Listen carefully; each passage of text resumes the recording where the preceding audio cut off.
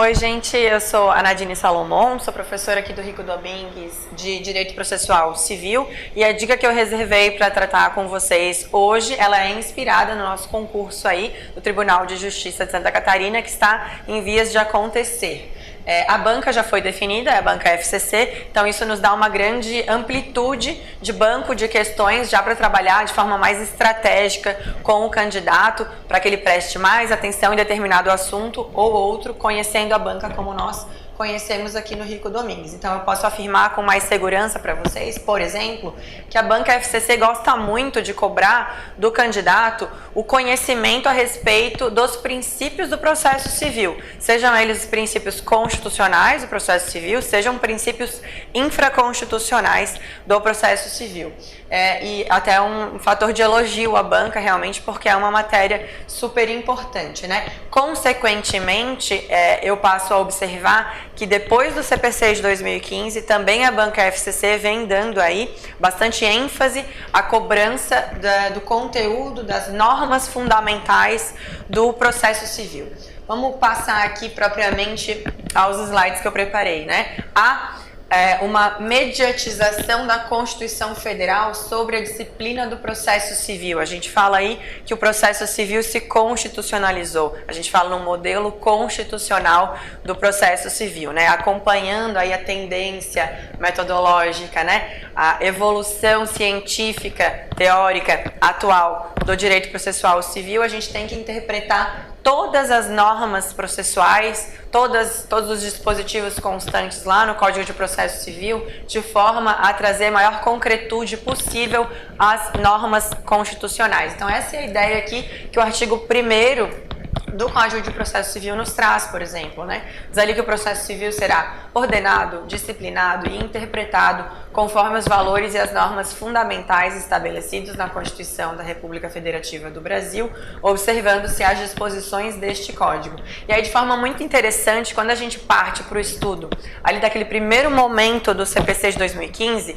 mais especificamente os artigos 1º a 12, a gente vai observar em caráter inovador a criação desse momento ali no texto legal para se estudar as normas fundamentais do processo civil. Então, essas normas fundamentais do processo civil nada mais são do que, em muitas oportunidades, a repetição de um princípio lá previsto na Constituição Federal, um princípio do processo civil previsto na Constituição. Então, eles vão repetir esse princípio constitucional e trazer esse princípio para dentro da legislação infraconstitucional. E em outras oportunidades, o que vai acontecer é um desdobramento mais específico de um princípio constitucional do processo civil, é trazido para o CPC de 2015 como uma norma fundamental do processo civil.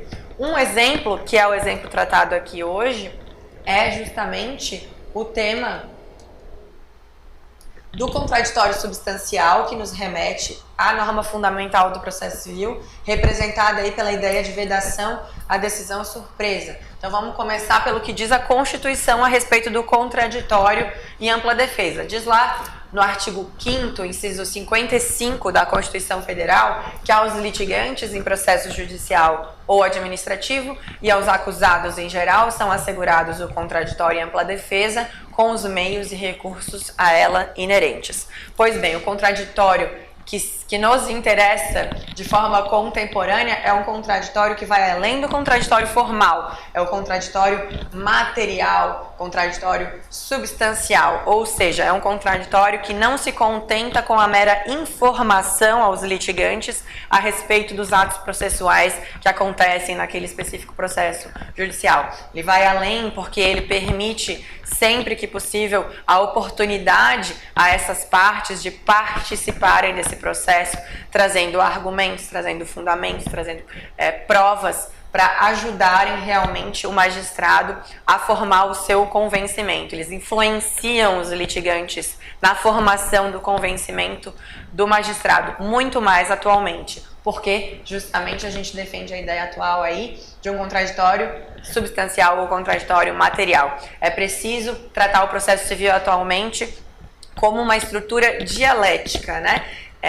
que, por excelência, a decisão judicial, ela represente aí a síntese de tudo aquilo que foi debatido no processo. A parte autora traz lá uma tese na petição inicial, eventualmente na contestação. O réu traz uma antítese e que essa decisão represente a síntese do que foi debatido. Então, o magistrado tem muito mais atualmente aí um compromisso de atenção com tudo aquilo que é debatido no processo. Então, é em razão dessa ideia aí de contraditório material e substancial que não se admite atualmente, por exemplo, que um juiz profira uma decisão a respeito de um assunto que não deu chance, não deu oportunidade às partes de falarem a respeito. É justamente o que nos impõe aí essa norma fundamental do processo civil da vedação à decisão surpresa. Ela está principalmente disposta ali nos artigos 9º e artigo 10 do CPC de 2015. Então vamos ler em conjunto, né? O artigo 9º diz que não se proferirá decisão contra uma das partes sem que ela seja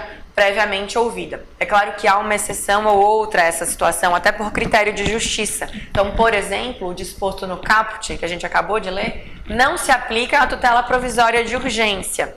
Pensem comigo, né? Uma pessoa está lá correndo risco de morte, ajuizou uma ação, petição inicial, apresentou lá um pedido de tutela provisória de urgência, por exemplo, dizendo assim: eu estou correndo risco de morte, eu preciso realizar determinada cirurgia de emergência, tenho um plano de saúde que eu pago lá valores altíssimos mensalmente, mas esse plano de saúde se recusa a custear essa determinada cirurgia aí que eu tenho. Então, eu preciso realizar esse procedimento a qualquer momento, né?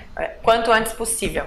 Vamos pensar que o juiz, nesse caso, será que, pensando no contraditório substancial, ele pode simplesmente responder à parte autora de que ele precisa chamar a parte ré para apresentar a sua defesa antes de analisar aquele pedido de concessão de tutela provisória de urgência?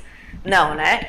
Muito mais do que a ideia do contraditório está em jogo aqui nesse exemplo que eu falei para vocês, o direito à vida. O valor vida é o valor que prepondera para a gente no sistema jurídico. Então, nesse caso, inclusive, é autorizado expressamente pela legislação, o magistrado vai poder conceder essa tutela provisória de urgência, inclusive inaudita altera a parte, né? Sem ouvir a parte ré e promover daí um contraditório diferido. Mas são situações aí pontuais que o sistema autoriza que o magistrado assim proceda. Caso contrário, ele estaria exarando uma decisão surpresa que é vedada como regra atualmente no nosso sistema.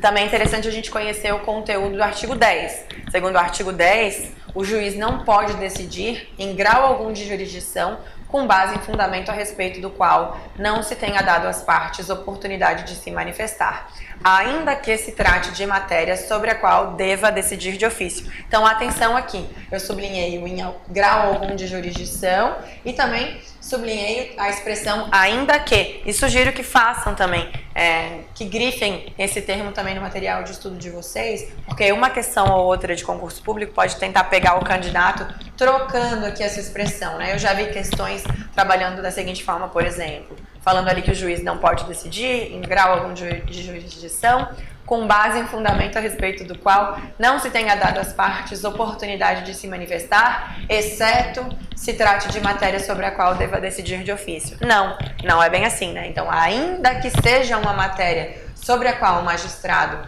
possa e deva decidir de ofício, ainda assim, antes de exarar a decisão, ele deve oportunizar aí as partes um momento para falarem a respeito desse assunto. Caso contrário, ele vai estar exarando uma decisão defeituosa, porque ofende aí essa norma fundamental do processo civil de vedação à decisão surpresa. Para complementar com vocês, eu trouxe uma questão envolvendo o assunto. Uma questão de 2018 da banca FCC, é claro, envolvendo justamente esse tema que a gente acabou de trabalhar. Diz ali o enunciado: estabelece o Código de Processo Civil. No primeiro item, traz a redação do artigo 9º caput.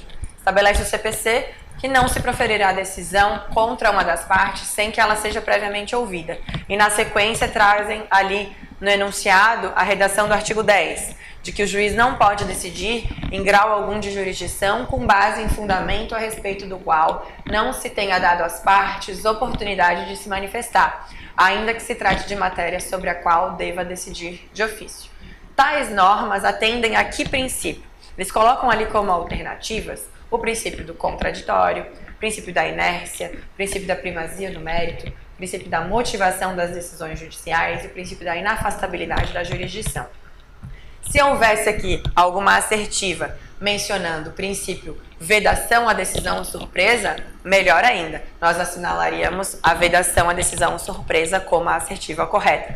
Mas ele colocou ali outros princípios, e entre eles o princípio do contraditório. Como a gente acabou de conversar aqui inicialmente, essa específica norma fundamental do processo civil, né, consubstanciada na ideia de vedação à decisão surpresa, ela é justamente um desdobramento do princípio constitucional do contraditório substancial, contraditório material.